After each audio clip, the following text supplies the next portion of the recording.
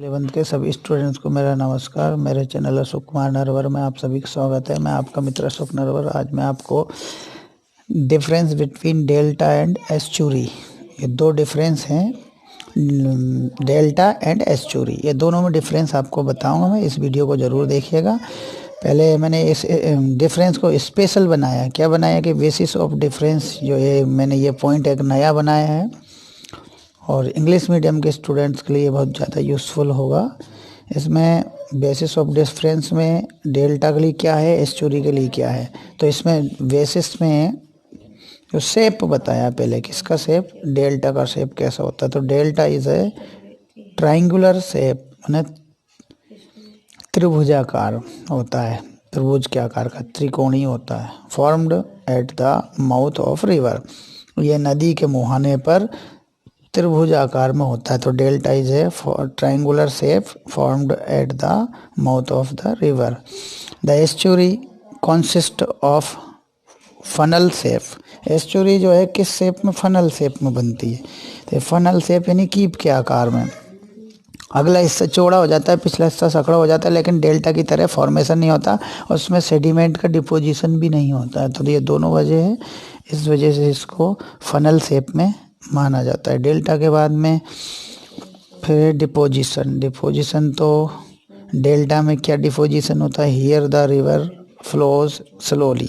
यहाँ मैंने डेल्टा में यहाँ रिवर स्लोली फ्लो होती है, धीरे धीरे बहती है। एंड एक्यूमुलेट्स सेडिमेंट्स, और सेडिमेंट्स का जमाव करती है, अवसादों का जमाव करती है, मिट्टियों का जमाव करती है। तो एक्यूमुलेट्स सेडिमेंट्स, एक्यूमुलेट करती है सेडिमेंट को, इसलिए यहाँ पर ट्राइंगुलर शेप होता है। डिपोजिशन सेडिमेंट का होता है।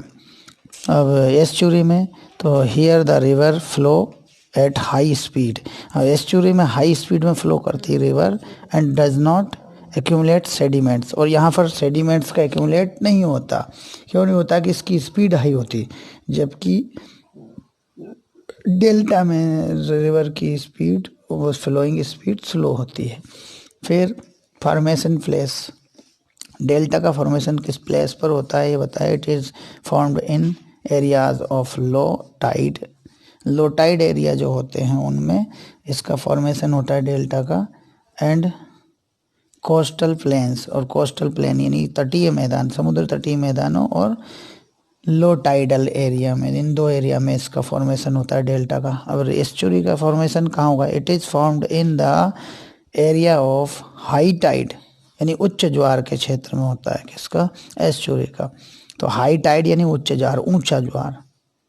And rift valleys, rift valley में भी, दरारी घाटी या रिफ्ट वैली इसको कहते हैं, इसमें इसका निर्माण होता है एस्चुरी में। जैसे नर्मदा और ताप्ती दोनों दरारी घाटी में बहती हैं, इसलिए इन दोनों को जो है रिफ्ट वैली में बहने वाली नदियाँ बताते हैं, रिफ्ट वैली में बहती। फिर यूज़फुल क्या है, तो डेल्टा का क्या यूज़ है और एस्चुरी का क्यों यूज़ है। तो ये यूज़ देखिए, तो दे आर वेरी फर्टिल, तो ये बहुत ज़्यादा उपजाऊ।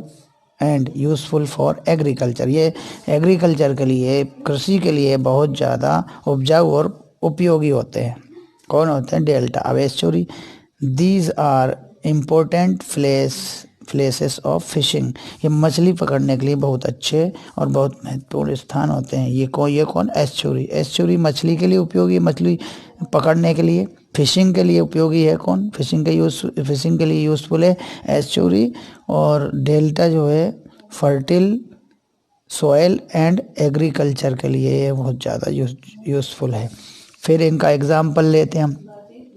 एग्जाम्पल ये, इसको एक बार और पढ़ते हैं, फॉर्मेशन यूज़ को। तो यूज़ क्या है, they are very fertile and useful for agriculture. ये जो डेल्टा होते हैं ये उपजाऊ होते हैं और साथ में एग्रीकल्चर के लिए यूज़फुल होते हैं। जबकि एस्चुरी जो होती है वो फिशिंग के लिए इम्पोर्टेंट होती है, फिशिंग प्लेसेस। तो these are important places of fishing, मछली पकड़ने के लिए बहुत यूज़फुल प्लेस होते हैं ये एस्चुरी।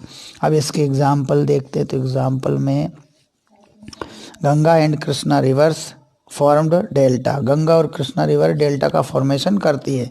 किसका फॉर्मेशन करती है, डेल्टा का। गंगा और Krishna, Ganga and Krishna river. River like Narmada and Tapti make estuary.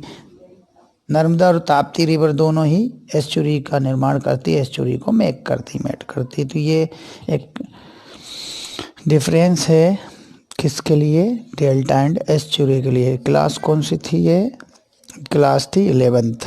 Thanks.